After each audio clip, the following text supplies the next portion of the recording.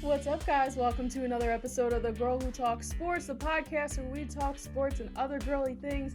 I am Sam Cardona, and guys, do we have a jam-packed show today.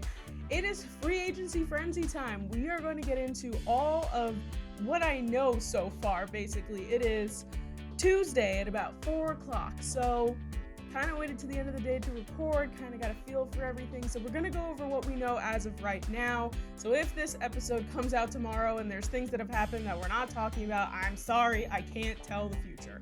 So that's what we're going to talk about today. But before that, we had a very special guest on this week. Published author Emily Williams joined us on the show to talk about her book, Lady-thletes, which I'm really excited to talk to her about. So we are going to get into that interview in just a second. But before we do, we have to do our plugs. So guys, don't forget to follow us or subscribe on all podcasting platforms. Apple Podcasts, Google Podcasts, Spotify, wherever it is that you get your podcast from. Please make sure to subscribe and leave a review.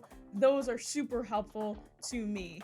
And also don't forget to subscribe to the YouTube channel, The Girl Who Talks Sports, where we post full-length podcast episodes as well as extra content videos. I just put up an Ask Me Anything video. I will attach it up here in the little info box on the YouTube channel if you're watching. And but if you haven't subscribed to us on YouTube yet, please make sure to go do that and like the video, comment, whatever else people do on the YouTube. So just make sure that you subscribe, because we have a lot of fun off-season stuff planned as well, so you don't want to miss it. So turn the little bell on to get notified every time we upload a new video. And finally, don't forget to follow us on social media, TGWTS Podcast, on both Twitter and Instagram. It's kind of where I've interacted with my followers and stuff like that. Especially with everything going on, Twitter is a really fun place to be during free agency because everything is happening so fast and everybody's talking and everyone's doing all this stuff. So make sure that you follow us on social media as well. Now, before we get into our interview with Emily, I want to do a quick affiliate read. Imagine it was possible that local fresh groceries could be delivered right to your front door. You would have so much free time, you could listen to more of The Girl Who Talks Sports. Instacart gives you unlimited grocery delivery for one low monthly fee. Better than what those other guys who nickel and dime you do whenever you use their app. Instacart can deliver to your front door in as little as 1 hour. You're not even tied down to one store. You can shop multiple stores, find deals in your area to save some money, and shoppers hand select your items based on your preferences. So don't worry, they'll keep your gentle items like your eggs safe too.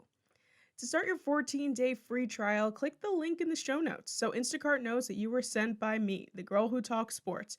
And this also helps to support our show.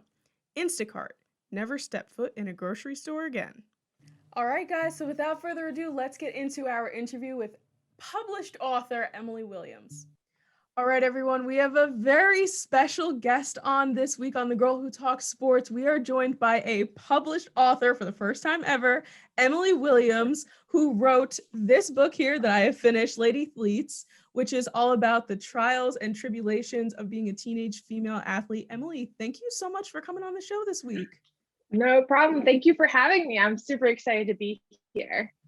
Yeah, of course. And we have a lot of stuff to go over. I want to hear all about you and all about the book and everything. But before we get into that, why don't you let everyone know, kind of where they can find it if they want to purchase the book? Yes, currently you can find it on Amazon.com and it's available there. It's available on the Kindle if you can't get it shipped to you or you prefer to save paper. Either way, That's where you get it. Perfect. All right. So, let's get the ball rolling here. I kind of want to start off very simple. Why don't you let everyone know a little bit about you and a little bit about the book and how, this all got started? That's not a short question. That's a lot. So, so very simply, I'm Emily Williams. During the day, I'm a pharmaceutical consultant, and by night, I am a basketball coach, author, and I'm a huge advocate for girls in sports and girls to stay in sports. And that's really where my passion is. So that's what I do post 5 o'clock. So where the book came from was actually my silver lining to COVID. What had happened was, as we all know, the world shut down. Right. And basketball shut down for me. So I no longer got to be a coach, be that mentor, be the person who I really enjoyed being and being able to service my community. And I remember sitting on my hands and getting so frustrated. And a colleague of mine started asking me, what would you be doing right now if the world wasn't in a pandemic? And I said, I'd be coaching girls. And all of a sudden I started going on like about what I loved about coaching and what I like really enjoyed and how I had all these lessons I like to like weave into practice really like sneakily, because I work with middle school girls. If I start getting on a mantle and preaching to them, they're not going to listen to me. But if I can weave it into practice, they're like, wait, I just learned, remember what about choices? I made a whole practice about, because it impacts your game. You got to make the right choice or, you know, the play's not going to go well. And they're like, wait, coach, it makes sense. Like we have to make better choices in games. And I was like, yes, thank you. You got my that. So she's like, wow, you have a lot to say. I'm like, yeah, I guess I do have a lot to say about girls in sports and kind of all the trials I went through, because you read the book. I kind of picked the hard path every time. Right.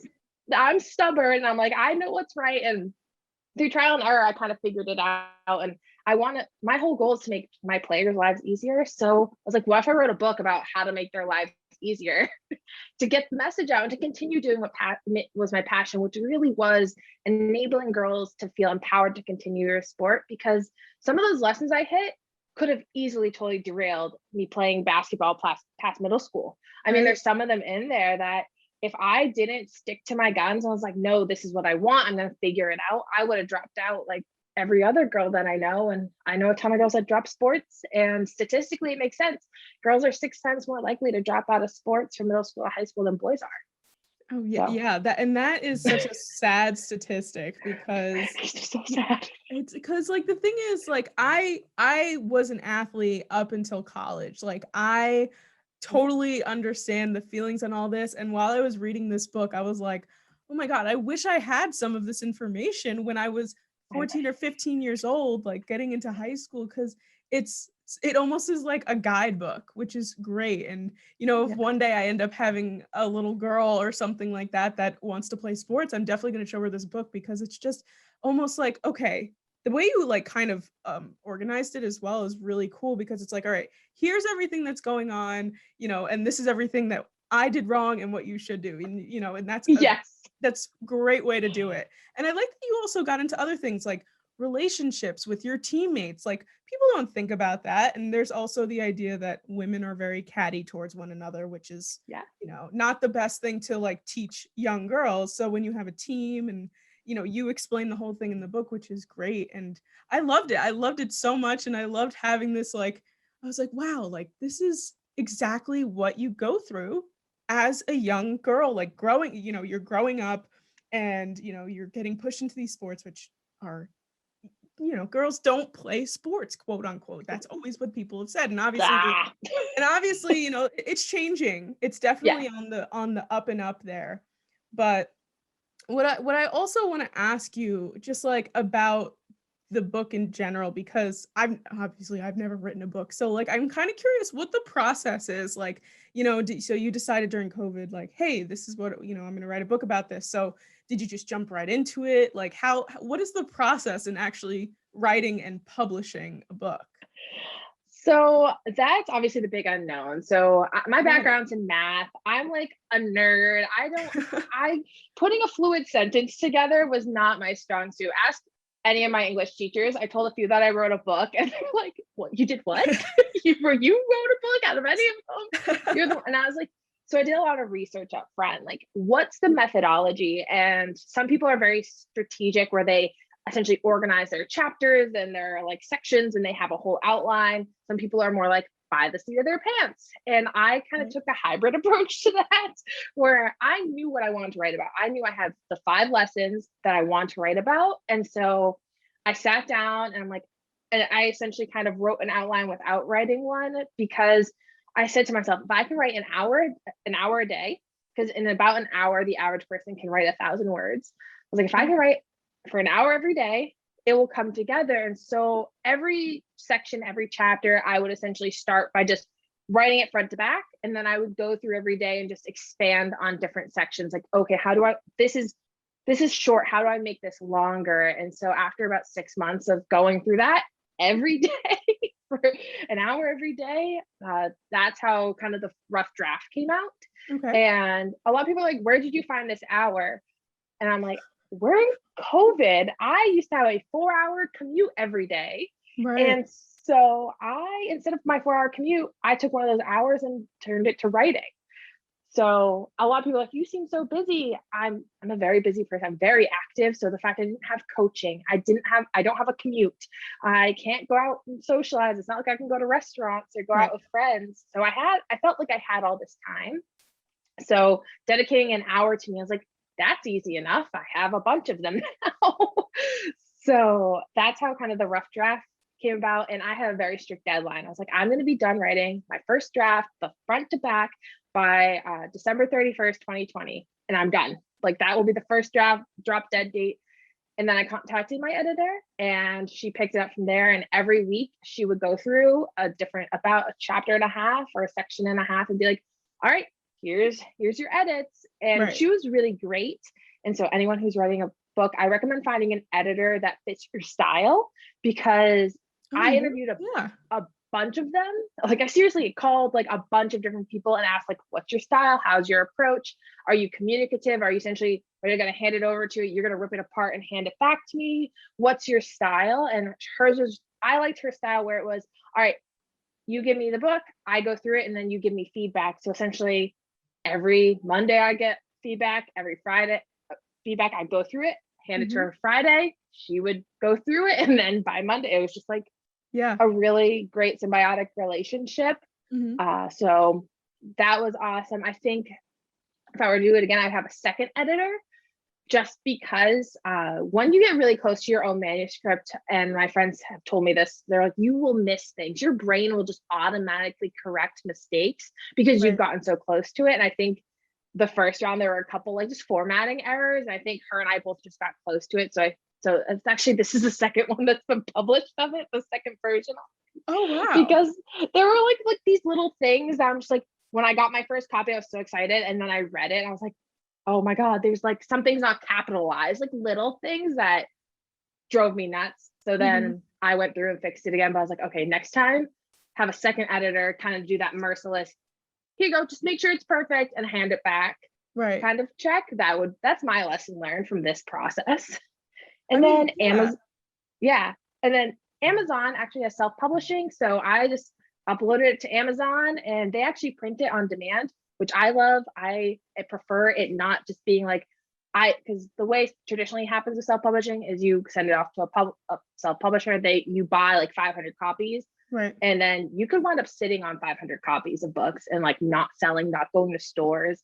So I love Amazon's platform because it's print on demand. So every time someone orders one, that's when it gets printed. So there's none just like sitting around. That's really smart. That is like a very smart process. And that's funny because I'm actually have this similar process, just to throw my own plug in there. I'm putting out merch at some point and it's the same concept. So like, it's like whenever someone buys it, then they create it. And it's like, I'm not sitting around with like, 1,000 t-shirts that I have no idea where to put them or something like that. So could you imagine like just 1,000 t-shirts in your home? No, I couldn't imagine because I still live at home. My mom would kill me. She'd be like, what is this? I don't need this. So, but that's really interesting. I never even thought about, obviously I know when you write a book, you need a publisher and someone to edit your stuff. But the idea of having two people do that is definitely a smart move because you're like, all right, here's my thing. And then someone else coming in just saying like, oh, you missed a comma or you missed a period. It's just like that last little bit. Yes. That like final touch of perfection, even though I keep reminding myself that J.K. Rowling sold the first 500 copies of Harry Potter with tons of errors and mistakes in it, and then they had to pull them all off the shelf if they were still on the shelves and send out a new edition. I keep reminding myself of that, but it still bothers me. Yeah. Oh, it would bother me so much. I'd be like, oh my God, I didn't put a comma here. What am I gonna do? Yes, or a paragraph isn't indented when it should be. So you just have this weird, there were a couple of things where I literally remember reading it and screaming. And my poor husband was like, why are you yelling? I was like, don't ask, I'm gonna start crying, like having this whole emotional thing. He's like, it's fine, you can fix it, right? It's like, yeah, but people already bought it. He's like, it's mostly your family that bought this round, right? I was like, yeah. He's like, then it's fine. Like strangers haven't bought it with these mistakes yet. Right. I mean, as I was going through it, I didn't see any sort of issues with anything. So that, I think that that's good. And I know you kind of explained it a bit when you, in the beginning of the book, but like, where did the term Lady-thletes come from? Where did that idea come from? And like, where, how did you decide that that's what you were going to name your book? So I had this whole other title originally. I had this whole other title and I was like, this is great. I was telling all my friends, I had like this whole marketing campaign going on. And then one day I was like, that title I really thought about it and it didn't fit well with me or fit well with the book. And I was just like, I want something more empowering. I want something that really makes a statement about girls in sports and kind of where we are historically. And I think I was talking to someone about how when I was a freshman in college, they stopped calling freshmen, they're now called first years to be more gender inclusive. Okay. And which is great. I'm all about gender inclusivity. That's important. So one thing while we're having this conversation, I'm like, I think it's weird that if a town has a gendered mascot, I'm in Massachusetts, we have the Cape Cod Canal, there's a mascot out there called the Canalman. What they do, instead of like making it a non-gendered mascot, they just throw the word lady in front of it. Right. And so I was like, that, bothers me. For some reason, it like always bothered me. It wasn't like oh, that's so cool, they're the lady canalman, they're different. It always was just like, why? Like, just like, why do we have to do that? And so it kind of came from, I did research about it. I was like, why is it bothering me? Something in my gut was just saying it wasn't right. And so I went out and that's how I found the definition of the word lady, was to pay homage to a knight or lover. So essentially when you're saying, oh, these are the lady canalmen, you're saying the girls team is a homage to the boys team. Right. And that bothered me. So kind of like how there's this whole movement to take claim of words and really make them our own. I was like, what if I just smushed athlete and lady together? And that's how Lady-thletes is born. It was my own wordsmithing. Again, probably why English teachers didn't think I'd write a book. I just make words up. Well, I mean, I think it works, and it looks really pretty on the lavender with the gray. I love the color scheme. I think it's really pretty. But that was a vote for my followers. My followers voted for the purple. So really, well, they did a good job. I'm a big fan of the purple, but I totally agree with you, and that always seemed to bother me as well. And I think one of the good things about, I mean, I went to an all-girl school, so we didn't have lady teams. That's awesome. We were the Notre Dame Gators, so we were just the Gators, and that was just the way that it was. So when I kind of like went to school and I went to, a state university in New York. So I was like, oh, like this is weird with boys around. I don't like the idea of having boys around. It was my first experience with co-ed in like a public school. So I definitely was kind of almost culture shocked at the fact that it's like, yeah, there's this team, whatever, it's like the Vikings or whatever, and then you have the Lady Vikings, when I'm like, well, aren't they still just the Vikings? Like, it didn't make any sense to me. So I'm glad that you brought that up though, and you put that in here and made it like one of the main parts of this book, because I don't think a lot of people realize that. Like, I don't think a lot of people realize that kind of is a little bit like a like a stab at women's sports, because it just kind of undermines us, and it's like, totally, and it's just not really all that fair, because we're still a team, we're still a sports team, we're still like the canalmen, but we're just, it's just another gender of team. So I'm glad that you put that in there, because it's definitely important for people to know. And what I kind of want to hear your opinion on, in terms of, you wrote this book, what's in it. if you were able to go back in time and you met yourself, in high school or middle school or wherever it was, and you had to pick one thing to tell Oh your younger God. self from this book, like if you had to pick one thing that you think, okay, if I said that to myself as a younger person, like this is what I would say. Oh man, it would definitely have to do with the chapter about relationships, because that was not something I figured out until I was an adult. Because you're in high school and I went to a public school, so there's girls and boys, and it's like I wanted to be like everyone else and have a boyfriend and do all the things. And you know, I feel like I'm about to date myself. High School Musical was big when I was that age, and you see, yes, you understand I this love analogy it. then. So I felt like I saw on TV all the time. In order to be popular, do well in school, get good, to have the whole package, have the perfect high school experience. It wasn't about having a group of friends. It wasn't about having that one passion. It was about having a significant other, a boyfriend for me, and having your sport, your one activity, and then doing well in school.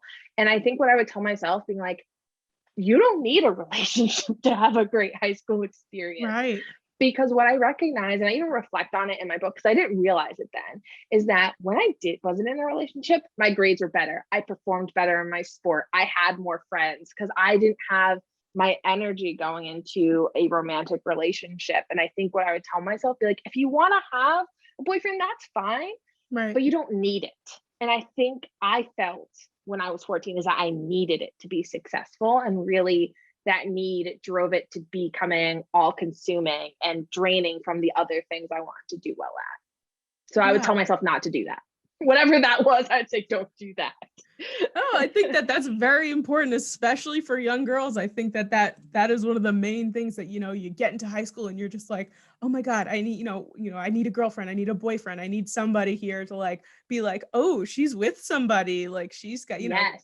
she's, she knows what she's doing kind of thing. So I probably would pick the same thing as well, because when I got to the relationship chapter in your book, I was like, the birds and the bees, like, oh, what are we going to talk about right now? Like this is going to get crazy. But I Yeah. definitely think that it's really important to know that, because otherwise you just think that, okay, if I don't have a significant other, or I don't, even like a big friend group, you're like, oh my God, I'm nobody. Oh my God, I can't do anything. So I think Right. that's a really great way that, you were able to put everything. I'm just like so obsessed with this book. I think that it's so great.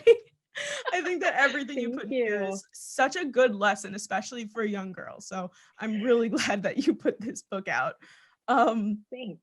Yeah. So obviously, you were saying you were never going to be an author, or, get into like this whole sports world, like as a job or anything like that. But being a, middle school coach and being still involved in sports, what would you consider a woman in sports to be? Like, what would you define a woman in sports as? I'm part of like the media aspect of it. You're part of the coaching aspect, but like overall, it's like, what does it mean to be a woman in sports just in general? I think what it means to be a woman in sports today, it's similar to other things. Today, I think what it means is you recognize that you had something in you that said, I need to be here. Because it's not something that my parents would have been like, you should go work in the sports industry when you Right. get older. It's not something anyone would have told me, you should go be a coach. You should go pursue this, because it's not something that you're told. So I think it's truly a passion. You have a strong desire to be here. And I think you had something in you or someone tell you, you got this. You can break the mold. So I really think we're trailblazers in this industry, regardless of how you broke into it. I Right. mean, how many girls in the media do I see talking about sports? Like when I see those big tables of analysts, it's like maybe every other show, and maybe there's one white woman there, like I'm Right. just gonna call it out the way I see it.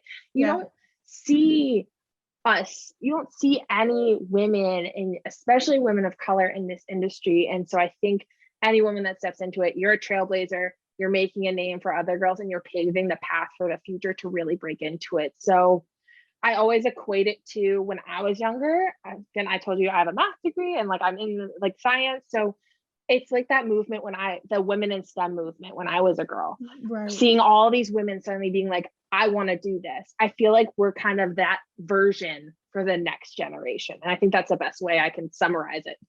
No, yeah, that's a great way of saying it, because I think that you hit the nail on the head there when you said that, like, women in sports don't just enter sports because it's just there. Like, they go into it because they're passionate about it. And I mean, I was always into sports, but I didn't know that I wanted to be in sports media or in the sports world at all.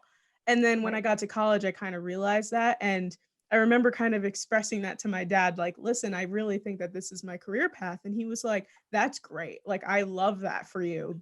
Just so you know, there's gonna be a lot of people telling you that you don't belong here.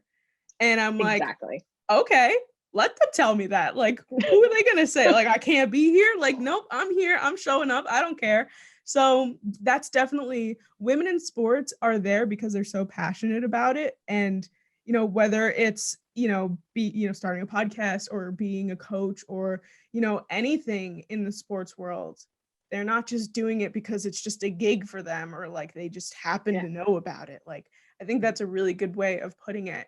And I'm curious, what is it like to coach middle school girls in basketball? It's my favorite thing. They are so weird. Like, they're truly just this weird set of humans. Like, little kids make sense. High schooler, middle school girls, you don't know what's gonna happen.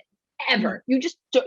I had my first practice with my new team yesterday, and I had these two girls never met each other, and the whole practice they were ragging on each other. I'm like, are you guys friends? They're like, no, we just met tonight. And I'm like, what? Like, they're so unpredictable, and I enjoy that because I find it hilarious. I just laugh at. I don't think they realize it. I laugh at them more than I'm laughing with them, because I'm just like, did you just say that? And they're like, yeah, coach. Well, what about it? And I'm like, all right, I'll just let that roll and just keep moving.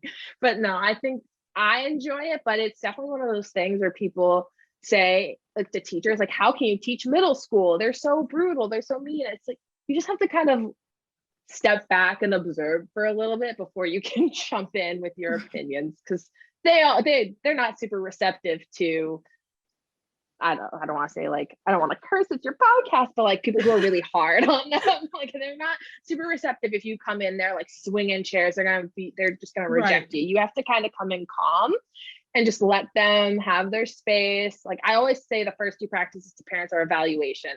I'm just running drills and I'm just watching them play, watching how they interact with each other, and then I'll start bringing my big personality into the And how long have you been a coach? Like, how did you get started coaching? Oh, total accident. Everything in my life is an accident. And I tell people that all the time. I was like, math degree. I literally decided one day I wanted to be a math major. My job career, I just applied for a job that had the word analyst in it. And so what happened was I met my husband, and he had this best friend who was coaching boys soccer and always talked about how much he loved it, how it reminded him of high school. Like, just like, he was so passionate about it. It kind of rubbed off on me, like, maybe I should go coach. Like, I love basketball, I love the sport. And so I walked into my local rec department thinking I would get like a little kid team, like once a week, just something fun to do. And they're like, our 7th grade middle school girls need a coach. Do you want to coach them? And I was like, all right, sure. And so all of a sudden I'm coaching like a middle school team with like higher caliber athletes, not ready. And I threw the gamut at them. I was like, let's see what sticks. And they totally watched me fail and succeed and enjoyed it all. And I think because they were so excited, I was like, this is great. Wow. And like, when I could see their light bulb moments go off, that's what really fed me to be like, I want to keep doing this. This is awesome. Like, and so it just like kind of steamrolled into, I've been coaching since I graduated college now. So wow. It's been super fun. I've loved it. I've coached different levels. I've coached at different programs, but truly middle school, either school teams or AAU teams, are my favorite, because I don't know where some of these girls come from, but they're hilarious. I truly think middle school girls are hilarious. And I think that's gotta be your attitude. I know. I think you're 100% right, because I'm curious to see like what your process is as a coach, because when I was, I played soccer from kindergarten to 8th grade. And I had the same coach for many, many years until like 6th grade. And my coach had to quit and my mom stepped in. And my Oh, wow. mom had no idea what to do. She was great though. She was so great at being a coach. Like she was a PE teacher, so she kind of like knew Oh, how to deal with kids and everything like that. But she was like, oh my God, there's so many girls and they're all just running around. Like I don't know what to do. Like she would try to tire us out. She would just have us run like a lap or two and just be like, just calm down. I don't know what to do with you guys yet. Just go run a lap or just something. talking. Yeah. Stop talking. So like what is do you like draw out plays? Like do you plan your practices or do you just wing it? Oh no, practices are very planned ahead of time. I have Okay. about like 5 or 6 practices. I run them through like an outline and then I just shuffle in different drills. But usually I do this warm up called stations, which they all hate, where I set them up into like 5 stations and it's all based, the long it goes is based on the girls who are running the sprints. And you have to do 2 4-liners, which is, it was called suicide, can't call it that now, but essentially you have to do 2 of Right. those. Yes. And then you take a 10-second break and then you do 2 more of those and they switch their drills, whoever's at the other stations. So that's about 25 minutes of practice. And yesterday was the first time they did it. And they're like, wow, I don't know. One of them equated it to Principal Trunchbull from Matilda's torture chamber. And I was like, I don't know if that's an insult or a compliment. And she's like, just good job, coach. And I'm like, okay. So that's how I always start practice because it's the best way to get conditioning in. Just totally wear them out because also they're probably super exhausted because it's been COVID. They haven't had practice. They haven't done anything. So they're just like, what are you doing to us with masks on and everything? I feel bad, but so that's how I start practice. And then I tend to do a shooting drill. Then eventually I'll break it out into positions. So I'll have my forwards on one half, guards on the other half of the court. Then I do plays. Then I throw something fun in there, like a rebounding drill that tends to get too aggressive than it should, but it's entertaining. They think it's funny. So I'm like, all right. And then we normally finish with foul shots because you have to know how to shoot your foul shots when you're tired or you won't be able to shoot them at all. Oh, So that's pretty much my very practice smart. in a nutshell. Wow, that is so planned out. We just went for it. Like my mom was like, "What are we gonna do today?" And I'm like, "I don't know. Let's learn how to dribble." And she's like, "Okay." And then we just go into soccer practice and learn how to dribble.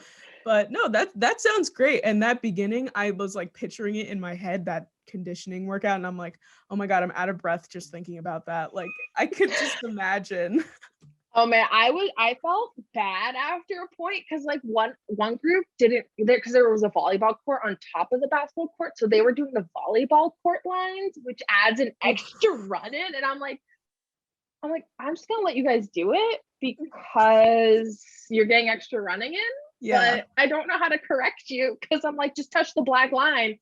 They were all black lines, so I'm like, never mind, I can't explain this, and you're running, so I'm not gonna try and distract you. Oh my goodness. That is so funny. But so these girls are impressionable girls that, if they're 7th grade, they're like what, 12 or so, 11 or 12. Yeah. So do they know that you have this book? The Do some of parents them? do. Some of Okay. them know. So, because I don't feel comfortable marketing to a group of girls, Right. That's fair. that's 100% it. I just don't feel comfortable being like, hey, come buy my book. Like, I want to tell you all the cool, because it's not about me. Their practice time, it's not about me. It's about Right. them. And it's kind of like a therapist relationship where when you go to therapy, their job is to be there for you without self-interest. My job as a coach is to be there for my team without self-interest, and promoting my book to me feels like I'm leveraging my self-interest in the wrong time. And one of the parents talked about how their daughter's super into self-help. So I told her, I was like, I don't like to mix business and business, but I do have this book out there if you'd be interested. So I'll sell it to the parents, just not the girls, because I feel like that's where my line is personally. No, that makes total sense. I was just curious to see if they had like, kind of knew about it, because I think that like that's kind of the age group where, reading this book would be very, beneficial to them. So I'm glad, but it's good that the parents know, because if the parents decide like, hey, I like this coach, this book could be really good for my daughter, and that kind of stuff. I'm glad that they know that, because this is like this age group that this is the stuff that you need to know, because they're, they're going to go into 8th grade, then eventually they're going to go into high school, and like everything in here is like what you need to know before you go into high school and you're going to be an athlete. So I was just curious to see if they just happen to know about it, because I think that'd be so funny if I was in 7th grade and I found out my coach was an author. I would just be like, oh, so you like don't just coach? Like, I had to explain to them yesterday that I have a job. Yeah, that's what I'm saying. I had to explain that yesterday because they're like, I have school in the morning. I was like, I have to go to work. And they looked at me like, they're like, wait, you don't just like sit at home until 7 o'clock at night? I'm like, no, I have things to do. No, that would be me though. If I was a 7th grader, I'd be like, oh, you don't just do this. Like, I didn't know that. Like, you're out here doing other things besides coaching me. It's like seeing your teacher out in public. You're like, you don't live at the school? You don't. 100%. That's probably how they totally feel. But I do explain it to them. I was like, no, I have a job. Because I think they need to know that, hey, look, I'm a woman in science. Like, I do data, I'm outside of being a coach. I also believe I should be a role model for like other things. So I have 15 chickens. I'm like, I have to get up at 5 a.m. to take care of all my animals. Like, I have responsibilities. So I try to like engage with them so they don't think I'm this robot coach who doesn't get it, because I want them to know I do get it. Yeah, absolutely. Oh my God, I didn't know that you had chickens. How do you take care of your chickens? Oh man, I get up every morning. I let them out of their little house. I give them water. I don't know why my chickens are obsessed with water. If anyone can give me advice on that, because they totally are. And then they just hang out, and I have a camera. So during my workday, I'll like look on my camera and watch them running around doing weird things. Oh yeah, so not to get my personal life, I have a house, and it's like my first house, and I always wanted a big yard because I have 2 big dogs. And so once we got this big yard, we didn't want to put down like tick repellent because it's bad for the dogs. So we found out chickens are natural, like they eat ticks, so they'll keep ticks away. So we got the chickens to help keep ticks away from our yard. Well, there you go. There we go. Every day. Wow, that's so funny. I never even would think like, chickens, they eat the bugs. Like, why not? So that's so fun though. One of my neighbors has chickens, even though they're not. I live in New York City. We're not supposed to have chickens, so I'm not gonna. Wait, in the city they have chickens? Well, I live on Staten Island. It's kind of like okay, so it's not like suburb in the middle of like Times Square. It was more like what I pictured in my brain. No, I live like on a street with like a house and a yard and everything like that. But my neighbor across the street has chickens, and I can hear them because we all live very close together. So I can hear the rooster every once in a while, and I'm like, sir. We're not allowed to have roosters in my town. So it's every town hall. That's the big debate, is if we can have roosters with our chickens. And the answer is always no, because they're really annoying and like wake up your neighbors. And I'm not trying to be the jerk. No, yeah, I the thing is that he's had them for years now, so we don't really hear them anymore. But in the beginning, I was like, oh, there's the rooster, and I'm awake. So I would vote no. Don't let the roosters in, because they are very loud and very annoying. But about chickens aside, sorry. No worries. I love going off on tangents. But so what was the question I was gonna? I lost my train of thought here thinking about chickens. But in terms of your book. I mean, actually, here's a good one. If COVID didn't hit, did you think that you would have written this book? Probably when I was older. I think it would have hit me, because I think for me, I wanted to always kind of really get into this world, but I was doing it at a lot different of a pace with just coaching and like having these dialogues with players. I've always wanted to start breaking into like doing some one-on-one coaching. And I think the book would have came after all of that, where I think now that I wrote the book first, it's accelerated everything. Now I have people reaching out to do like conferences with me and to do all these things. I'm like, oh man, I did not think this would ever happen. It was kind of always a passion project, but now I love it. I love the energy behind it. I love that it happened to happen during COVID, because for me, it totally got me through. I mean, I'll be honest, I'm in Massachusetts. So like New York, super shut down, super strict because, Yeah. you know, Biogen conference. So like it Real totally bad. just, oh yeah, it just shook the whole place. And having something to focus on and put my energy on got me through COVID.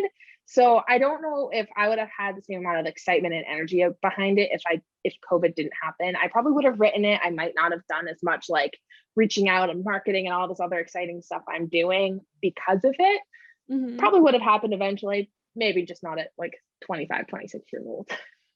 Yeah, no, that totally makes sense. And I have to say, you know, COVID has absolutely sucked, but I have a very similar you know, story here where I was doing my podcast and kind of just doing it for fun. And then when COVID hit, I didn't have a job. So I was like, well, time to pour all of my, you know, everything into, you know, doing this podcast and reaching out to people more and getting like guests on like you and like making a YouTube channel to get it up on other platforms and all of this stuff. So I definitely feel you in terms of COVID where you're like, I have nothing to do. I have so much extra time.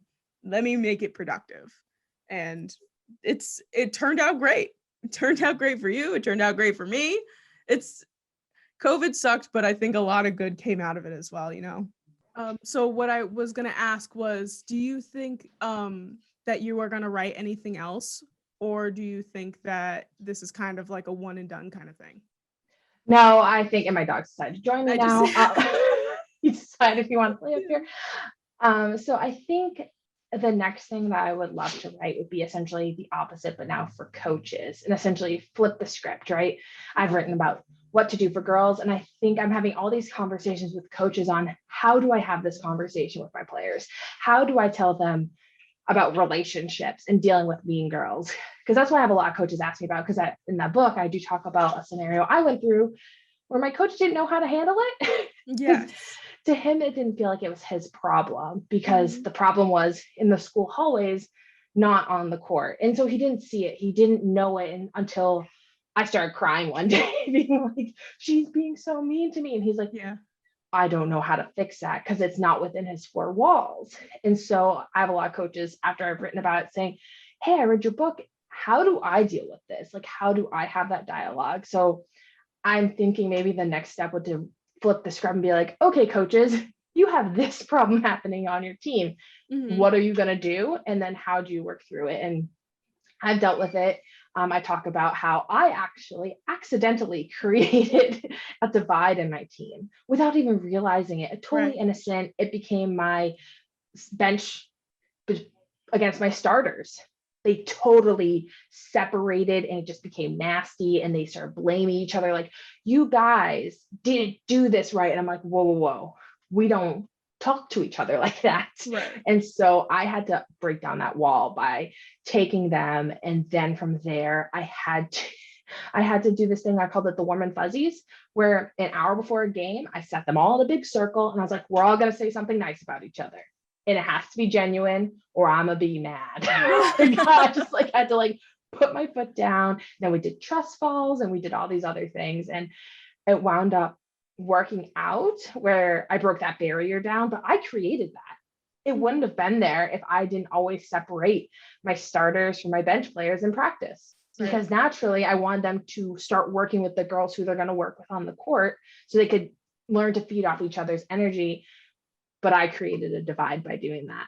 Totally unintentionally, totally by accident, very innocent, but it got bad. And I had to recognize that. So teaching coaches, we're human too. We're not perfect. I am not perfect as a coach. So absolutely. Absolutely. There are so many things, you know, to learn as a coach. I've only ever been a coach one time for little girls playing softball. And I was kind of an assistant coach. Like they had the main coach and then I was just kind of there to support. And I was like, I don't know what to do. I've only ever been a player. I like it. You really think you're like, oh, I could do that if someone needed me to. And then all of a sudden you're put in that position and a little girl comes up to you and they're like, how do I swing the bat? And you're like, yeah, oh, I've been swinging a bat for years and now for some reason I can't teach this little child how to do it. So it, you know, it also depends on age group and everything like that, but I think that that's great. there's a lot of lessons, especially with young girls. You know, teaching boys, they fight and then all of a sudden they're friends again. It's just like they're very simple. But I girls, coached boys for the first time this winter, and a fight broke out, and I didn't know what to do. Like, I coach basketball. Like, I told someone at work about it. I was like, yeah, my player, they're like, do you coach hockey? I was like, no, this is on a basketball court. And it was because the ref, I had two players who obviously were like AAU super strong players, and this was like a fundamentals league, so they were just trying to sharpen their skills. I had the ref tell me, I'm not going to call fouls if they foul against your two best players to make it even. Inadvertently, the ref allowed a circumstance with a boy on the other team kept pushing and shoving and smacking one of my kids for 2 weekends in a row, to the point my kid just lost it, which makes sense. He's a boy, but again, right. I didn't, all of a sudden a fight breaks out. The dad was the other coach. The kids coach was his dad. The dad runs, the ref runs, some like people are pulling the kids off. I have someone yelling at my player, and I'm just like frozen because I've never experienced that, because girls don't do that. Girls will say like nasty things and like but they're not gonna punch someone in the face. Yeah. I was not ready for that. So that was a learning experience. Oh wow. We're gonna have a fight. God. I can't even imagine. Like, I'd probably be the same thing. I'd be like, whoa. And then also, like, do you put yourself in the middle, or like, you know, what kind of, you know, things do you do to fix it? My brain was like, okay, there's 6 adults over there. I'm going to keep all the other kids away, because you know how that could instantly go. All of a sudden, all the other kids start piling on. So I literally turned, I was like, don't move. Like, get over here and stay. That's smart. You don't want to make it worse. Oh God. Could you imagine, like, if all of a sudden, like, you have 8 kids on each other? Nope. I would just been like, I'm done. I failed. I did something wrong. I quit. So now that you have the experience of working with both young boys and young girls, you know, obviously we know that there's that big difference in the fact that boys are more physical, girls are more mental. Like, that's just the way that our minds work. Do you have a preference in coaching either or do you just not care? I have a preference. I do prefer girls, and it's just because I do not have the skill set to coach boys. Yeah. And I recognize my own limitation. I can work with girls. I get what they need. I understand how to get them to be the best person and player they can be. And I'm not going to be able to provide that service to boys. And that's just my own limitation as a person. But I don't want to ever put a player in a situation where they felt they wasted a season. So that's my whole goal. I want you to feel like every season you learned. I don't even care if you just learned how to dribble. You learned something. So that's my job. Definitely. I was just like thinking about it myself. I'm like, I think I'm just so used to girls that it would just be so much easier to deal with girls, because they, you know how they work, you know how to fix things, and you can be in their mind sometimes. You can put yourself in a 13-year-old's mind that's like, oh, this girl said something mean about me and now I don't want to pass her the ball. Now you can kind of rectify that in a way that's a little bit more progressive than fighting on the court. That seems to even in basketball, which is so funny. But overall, I think that, you know, if anybody is interested in this, I'm going to put the link to it in the description of the video to purchase, because it's a great book to read. And it's, you know, you could see the width of it. It is very fast read. It's very easy, like light reading. I have a weighted hula hoop. I was hula hooping and reading. Like, that's what I was. Yes. That's the best visual I could have gotten today.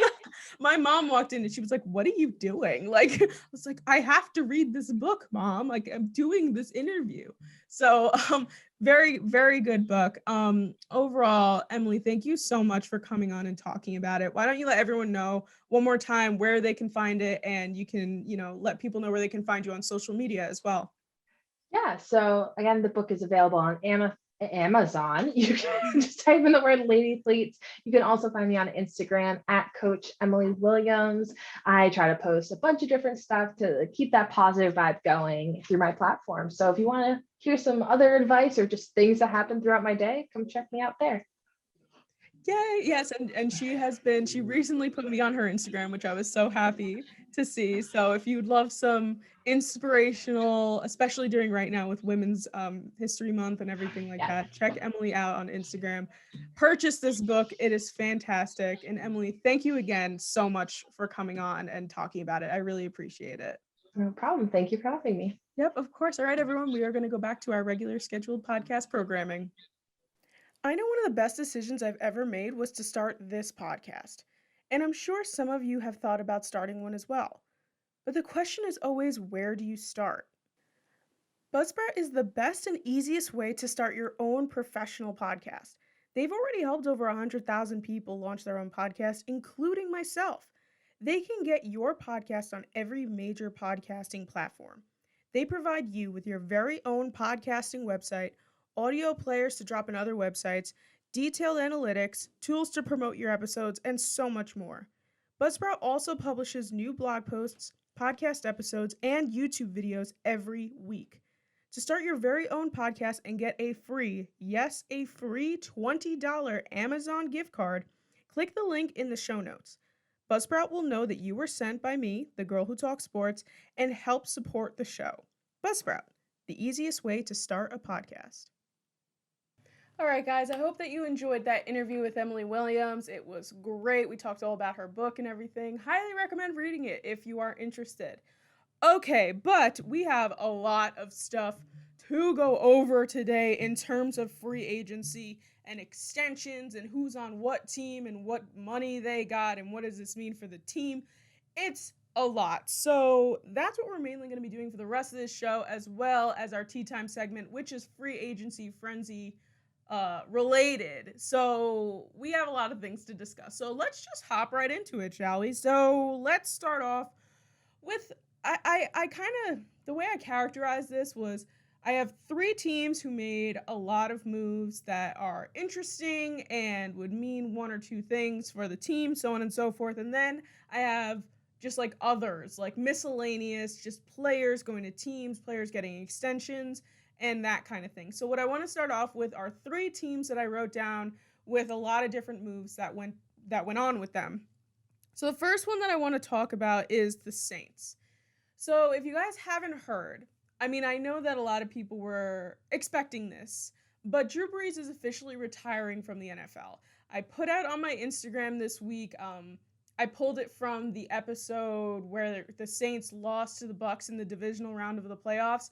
I kind of did an ode to Drew Brees. Like, that's kind of like what I like to do with people that retire in the NFL. Like, I give them a little bit of an ode on my show to be like, thanks for doing all these great things. So I gave out my ode to Drew Brees back at episode 97, which is now a bit of ways away. So I cut it out, I put it on the Instagram. So if you guys want to hear what I had to say about Drew Brees retiring, I suggest heading over to the Instagram page and looking at it there. But with Drew Brees officially retiring, oh my goodness, the floodgates just opened up. Starting with Taysom Hill. Now guys, Taysom Hill, as many of you guys know, is a quarterback, but not really a quarterback, but he's also, yes, is a quarterback, but he's so many other things as well. So what's interesting about Taysom Hill is that the contract extension that he got is a lot of money, but it also makes no sense. I literally saw someone post the details on Taysom Hill's contract, and then they put the gif from The Office of Michael Scott saying, okay, now just explain this to me like I'm 5. And to be honest, yeah, that's exactly what was going on here. Taysom Hill has a 4-year deal of $140 million. But, because you might be thinking, oh my God, Sam, $140 million? Yes, $140 million.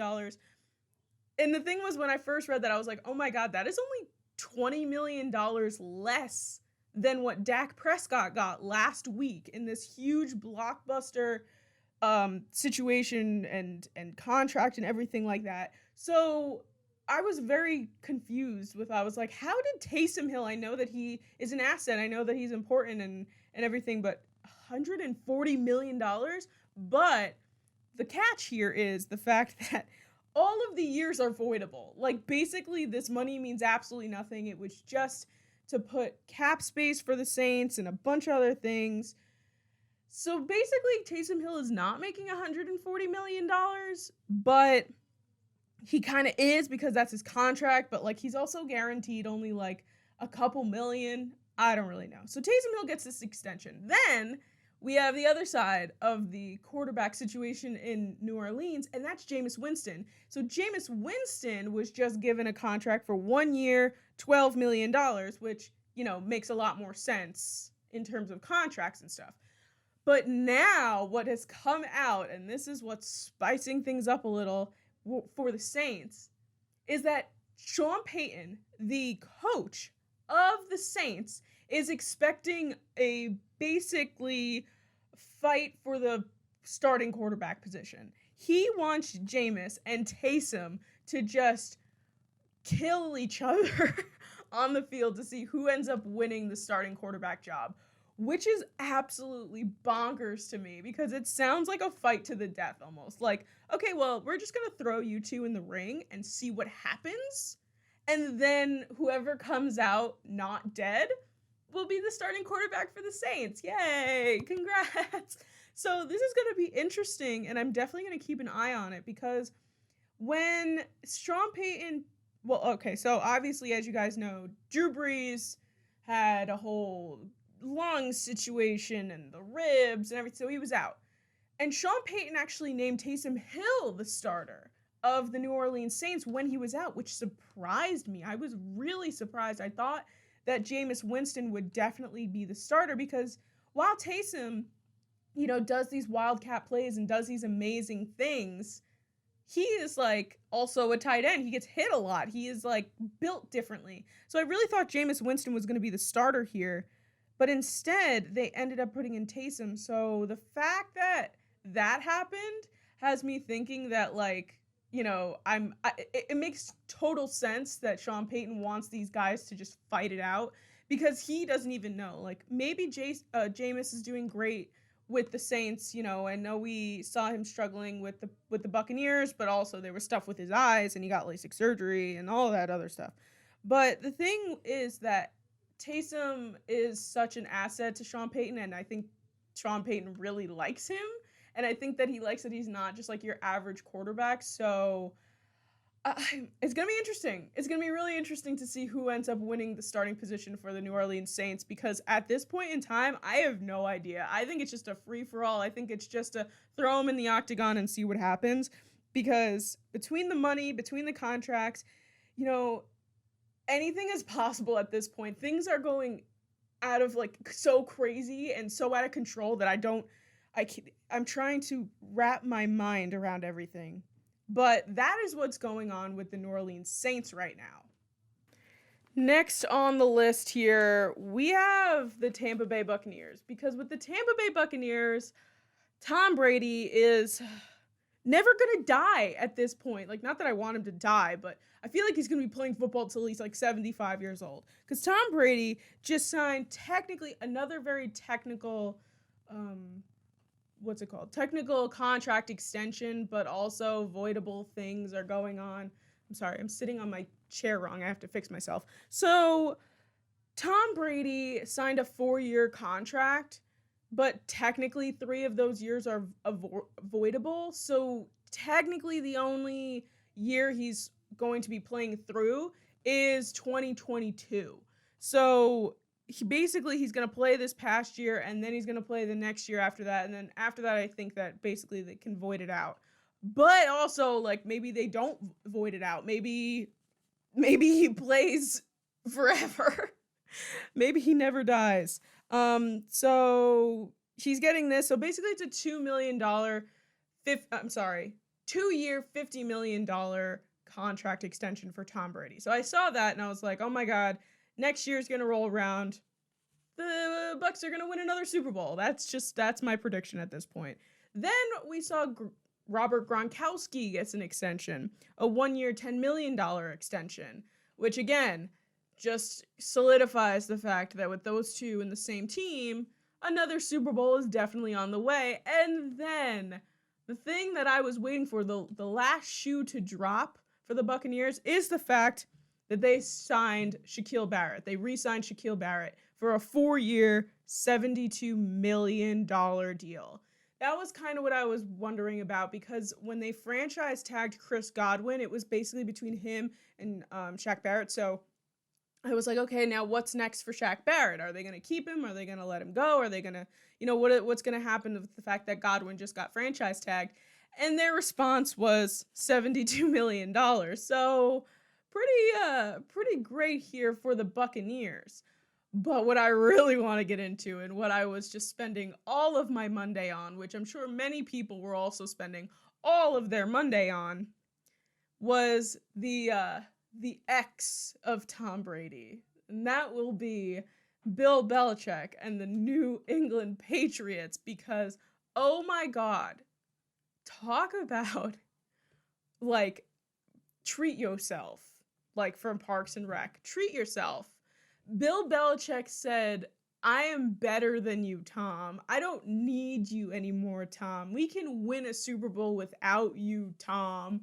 And straight up just dropped money. Straight up money. I was freaking out, basically. I was just freaking out through this entire thing. So I'm going to read you off all of the contracts and extensions and everything that the Patriots did, plus around the amount of money that they spent. So Monday the 15th was when this all started. So it starts off with, they sign a 4-year, $50 million deal for tight end JuJu Smith. I saw that, I was like, oh, cool, they're getting a new tight end. Very cool. Good for you, Patriots. I'm so excited. That was sarcasm, in case you were wondering. Then they come out and they sign Matt Judon, a linebacker, for 4 years, $56 million. I was like, wow, okay, all right. And I knew the Patriots had money, by the way. I knew that their cap space was like, willy-nilly, you could spend this money. I totally understood that.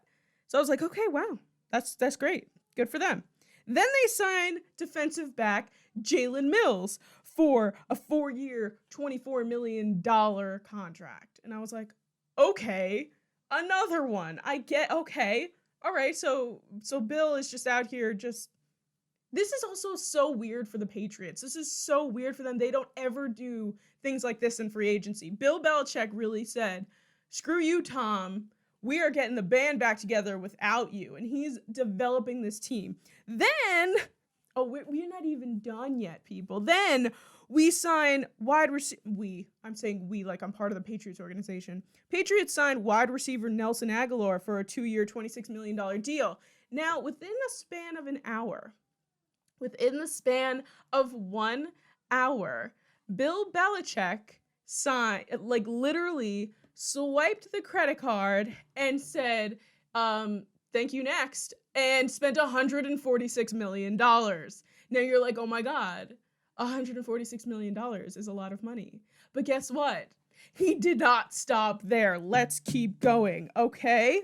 Well, something that happened before this, which is important, is the fact that Cam Newton got signed to another deal, which surprised a lot of people. Cam Newton signed a 1-year, $14 million deal, although there's some talks about that, but we're going to get into that in a second.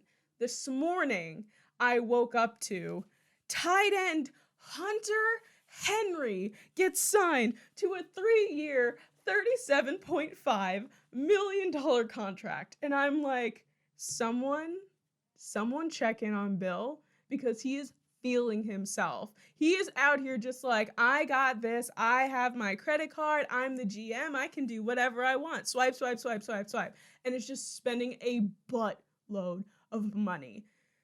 So, to be honest, the tight end situation in New England now, terrifying, in my opinion. Absolutely terrifying. I don't even know how the Chargers let Hunter Henry go. Doesn't make any sense to me. And they're working on their defense as well. And now they have signed Cam, which is a solid thing to do.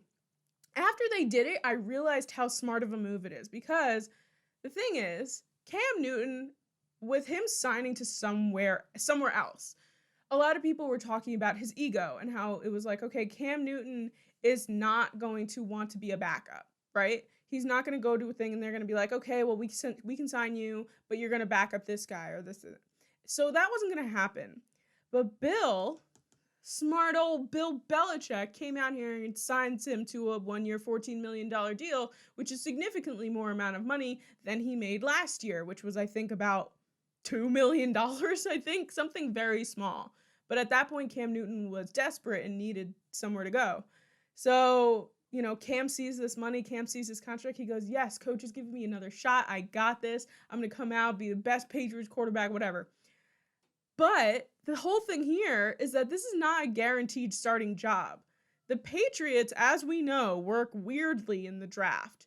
Maybe they end up drafting a quarterback, and now all of a sudden, Cam Newton is already signed into this contract, and he ends up being a backup anyway. This is like the mind of Bill Belichick. And I know that we've also talked about the fact that, like, I've even said this on the show.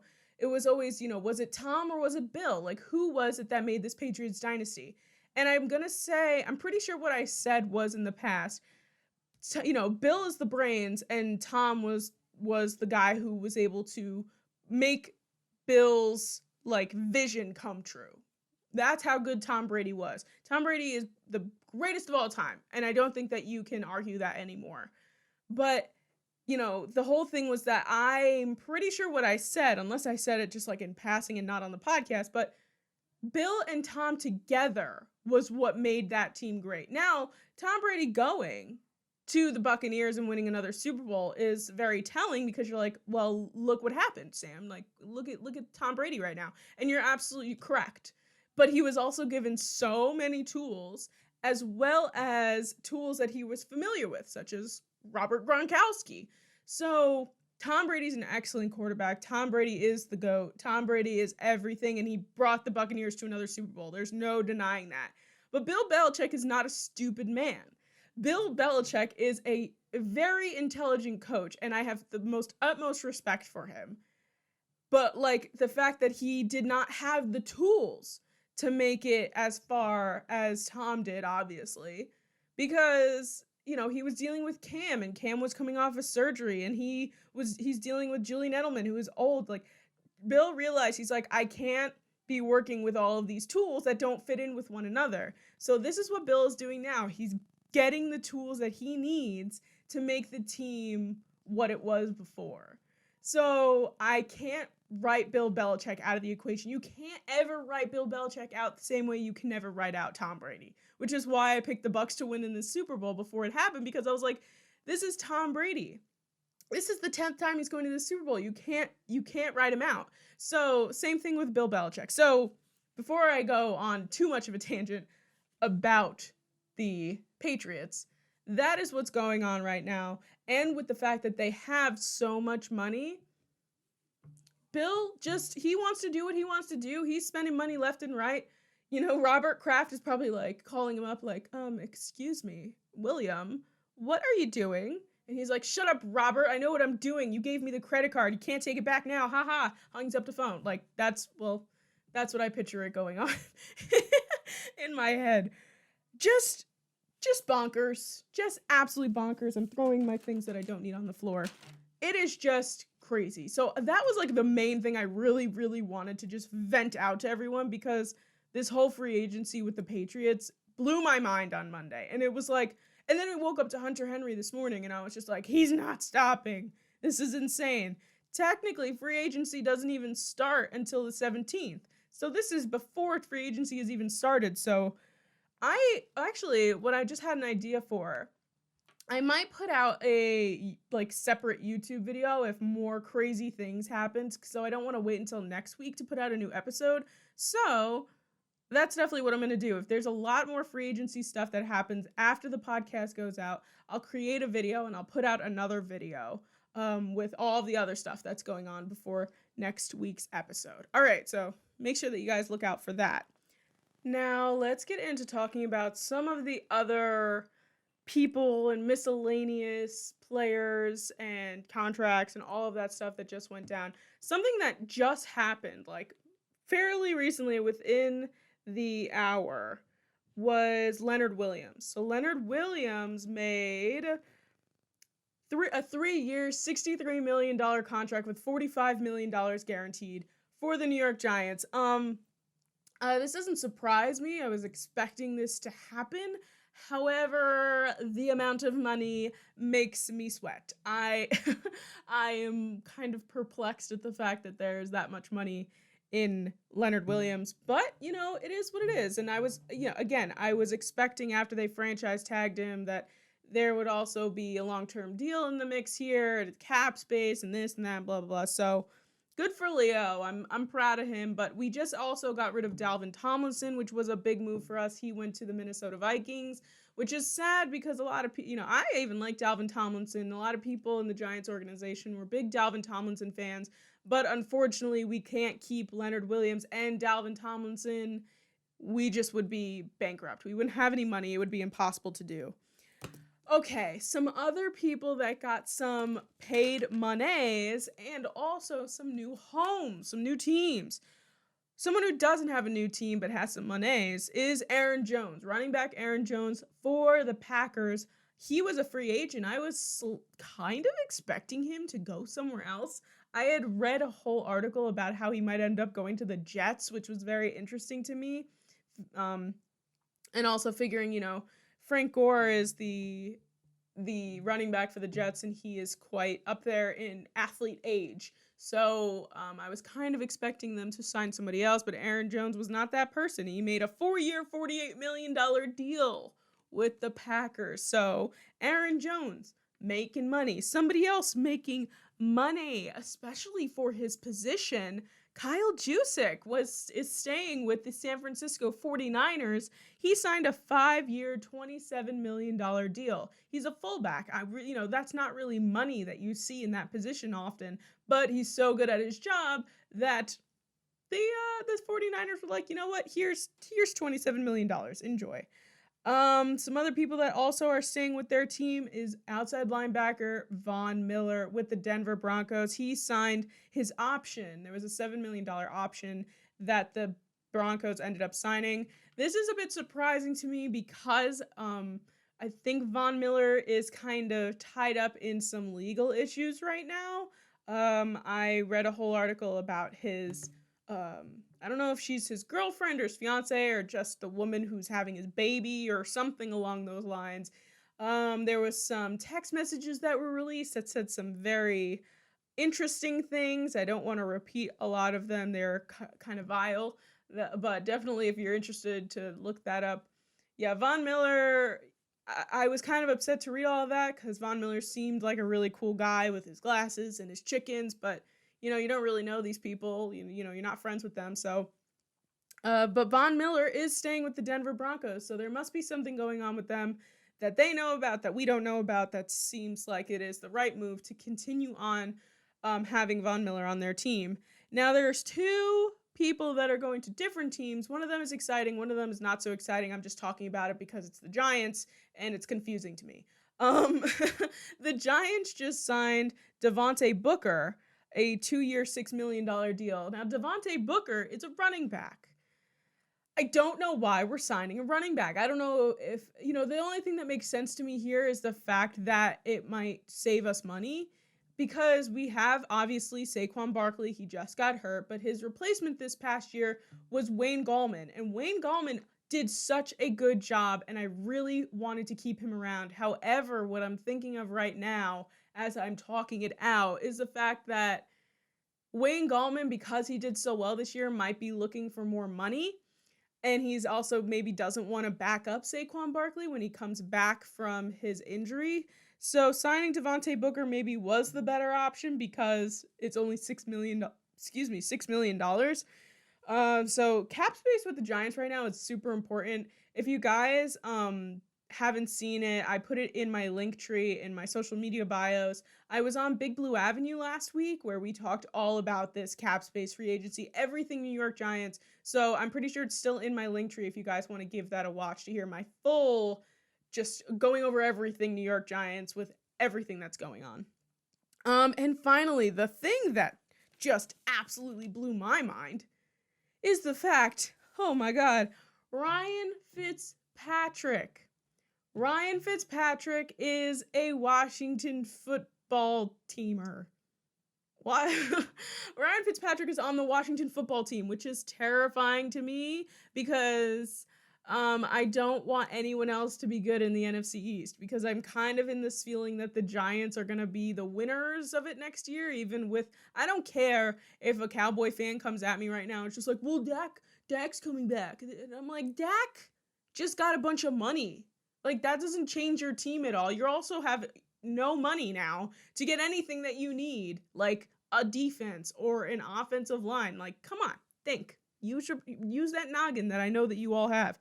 So, in terms of the NFC East, yeah, Ryan Fitzpatrick is coming in to the Washington football team, which is very interesting because something I just put on my Twitter was the fact that the last play that Ryan Fitzpatrick ever made as a Dolphin was against the Raiders in the last week of the season, where he was getting pulled by a face mask the other way and threw the ball in the opposite direction of his eyes and made like the game-winning play down. Sorry, I couldn't hear what you said. My Siri is trying to talk to me. That just scared the bejesus out of me. I thought somebody was next to me. Okay. I didn't say anything. Why would you? Anyway. Yeah, so that whole thing where he throws it down the field and makes this amazing play. So Ryan Fitzpatrick, he may be inconsistent, but when he is consistently good, he is scary good. Scary good. So Ryan Fitzpatrick gives me the heebie-jeebies, although I'm very happy that he's not retiring because I like to watch him play. So, and now maybe I play him twice a year, rooting for the Giants, which is something special. That's gonna be interesting.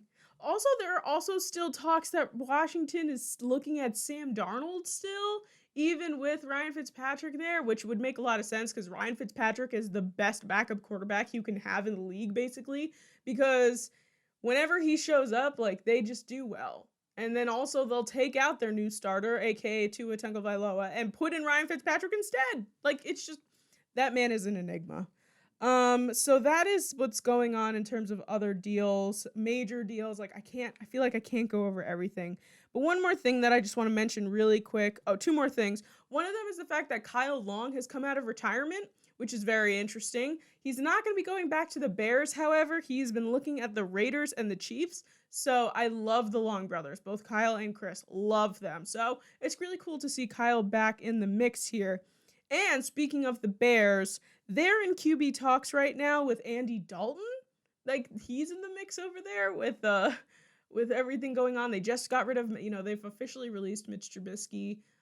Also the talks with Russell Wilson, which I have no idea what's going on. I literally couldn't tell you what is going on with Russell Wilson. I was so convinced that nothing was going to happen. I was so convinced Russell Wilson was going to stay in Seattle. But at this point in time, and with this free agency, and with this bonkers year, I have no idea what's going on. I have no idea what's going to happen.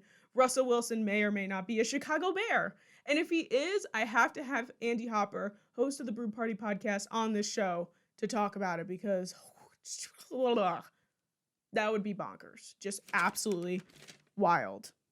And the last thing that we are going to do today is do our tea time segment to end off the show, which I know is like a weird way to end off the show, but there's so much in this episode that I couldn't fit all of my segments in. I couldn't fit everything in. And this tea time segment is free agency related. So let's get into our first segment on the show, our only segment on the show today, and my favorite segment on the show, tea time. Tea Time is my favorite segment on the show because we delve into the hot, steamy gossip of the sports world, and this week, free agency edition, we had a cryptic-ass message from JuJu Smith-Schuster on Instagram. Now, there have been talks that JuJu might not be back with the Pittsburgh Steelers this year. He might end up going someplace else. I saw a tweet today that said the Giants were looking at him. I have no idea what to believe on Twitter anymore. At this point, I don't believe anything unless it comes from Ian Rappaport or Adam Schefter. Those are the only two men that I actually, or Jordan Renan. I can't just trust anybody on Twitter. But he posts this Instagram post. No matter what happens this week in free agency, if I'm back or if I'm somewhere else, just know that I will never see Pittsburgh as just 4 years of my life, but a part of who I am. I'll always carry that tough blue-collared spirit for the rest of my life. I love you, Pittsburgh. Hashtag 412, which I'm assuming is the Pittsburgh area code. So JuJu putting that out before anything even happens. Like, I know a lot of people will put out goodbye messages to cities that they feel really close to, whatever, that makes sense. But JuJu putting that out beforehand, and then there was also reports that he has told all of his teammates that he is definitely not playing in Pittsburgh next year, and he's running around liking posts, voting on polls on Instagram stories, all of this stuff that he's not going to be back in Pittsburgh, just obviously just shows that he's not coming back to Pittsburgh. It's just not going to happen. So JuJu Smith-Schuster is definitely not going to be wearing black and gold this past year. And I have a feeling right after I say that, like, nothing is going to happen. He's going to stay in Pittsburgh. It's going to be a whole thing because with my luck, that's what would happen. So this is our tea time for this week because it's so strange that he put that out before anything happened.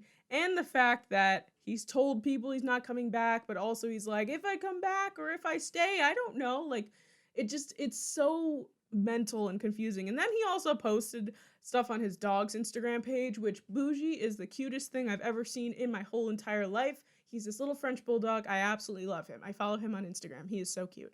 So JuJu, wherever he ends up, is going to be, I to be honest, I don't know why people are so anti-JuJu just because he just dances on logos and does TikTok things. We had a whole discussion about this, but he's not a bad player. I like JuJu. I think that he could be really great in other places, and he's having fun with himself. He's doing TikToks. Like, who cares? Anyway, I'm not going to go into all of that again. But that is our tea time for this week. And friends, that is going to do it for our show this week. Oh my God, lots of stuff going on. Thank you so much to Emily Williams for coming on to be interviewed for her book. Thank you guys for listening through my entire free agency rants. It is a crazy, crazy, crazy time. Very exciting news as well. There is going to be merch, friends. We are putting merch up on a website. I will put all the links in the description for everything. Please follow me on social media to make sure that you get updated on everything. I made 2 t-shirts and a mug. So very exciting stuff. I'm super excited to release this. Please make sure that you guys go check it out because the money that I'm going to be making from the merch, I'm going to be putting back into the podcast, getting new equipment like a mic. Like I'm kind of sick of this microphone. I want a new microphone, maybe some better lighting, maybe fix up the background a little, maybe get a desk that isn't folding things in front of me even though you can't see them. So please make sure that you check that out. Very exciting stuff. And I hope that you guys all have a fun, fantastic sports-filled day. Don't forget to subscribe, YouTube channel, podcast, all that stuff. Follow us on social media at TGWTS Podcast. And I will see you guys all next week. Bye!